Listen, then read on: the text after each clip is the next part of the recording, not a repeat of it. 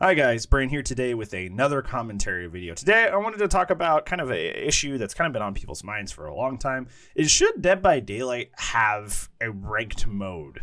And I have a very definitive answer on this based on personal experiences in other games that do have casual and ranked modes, and why you don't think that things are going to work out the way you think they are. Before we get started with today's commentary video, make sure you like, because that's the way that you know what I'm about to say. Like the video.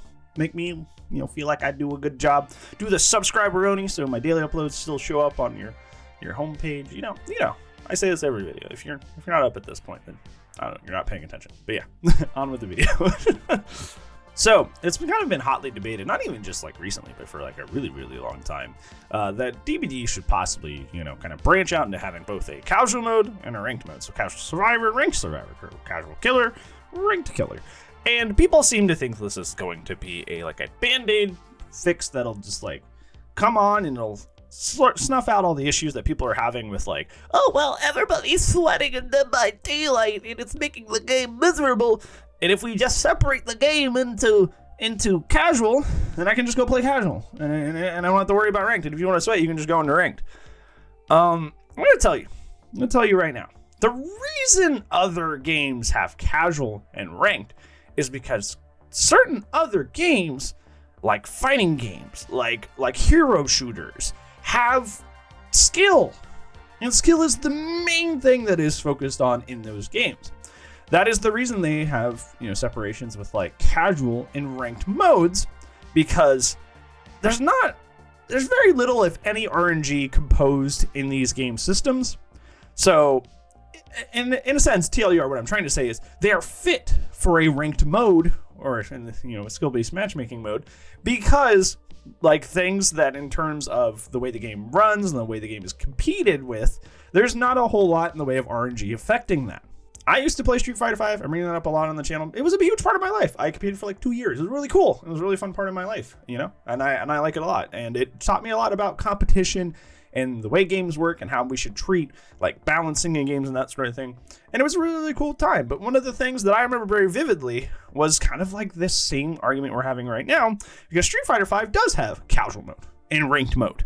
And I played a lot of both. It was fun grinding ranked, but it was also fun to play in casuals. And I will tell you right now, even in a game that has as little skill-based matchmaking as possible as a fighting game like Street Fighter 5, as little RNG involved in the actual way that matches are conducted, I will tell you that people are going to go into casual modes and sweat. People are going to go into casual mode and sweat. Trust me, I had days where I'm just I don't feel like grinding ranked, but I still feel like playing the game, and I'd go into casual mode, and you would have people sweating, just absolutely sweating, just going super hard, because they can't hack it in ranked mode, so they go hide in casual mode, and that exact same thing is going to happen if that happens with Dead by Daylight.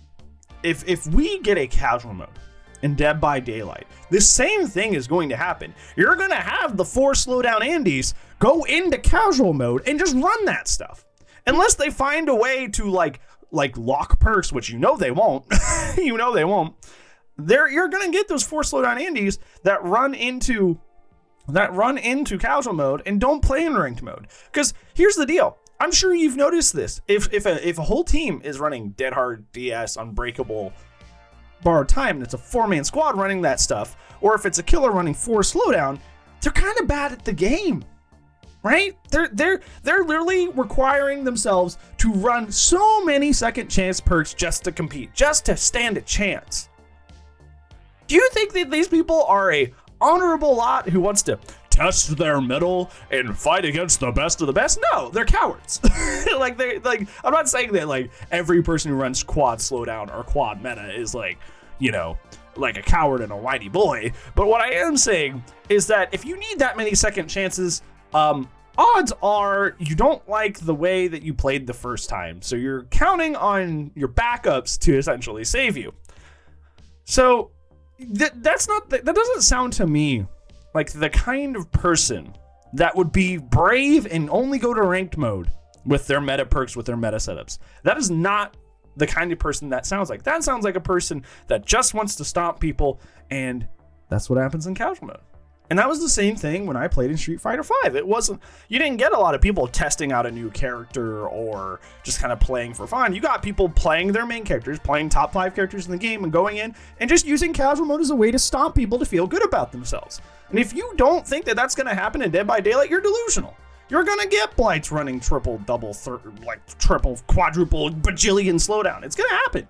It's going to happen. You're going to get quad death squads or flashlight clicking teabagging you in casual mode. It's going to happen. It is not going to solve the issue. It's not going to do anything. It's really not. I think it's even worse because the Dead by Daylight community has shown that they are not very emotionally mature individuals.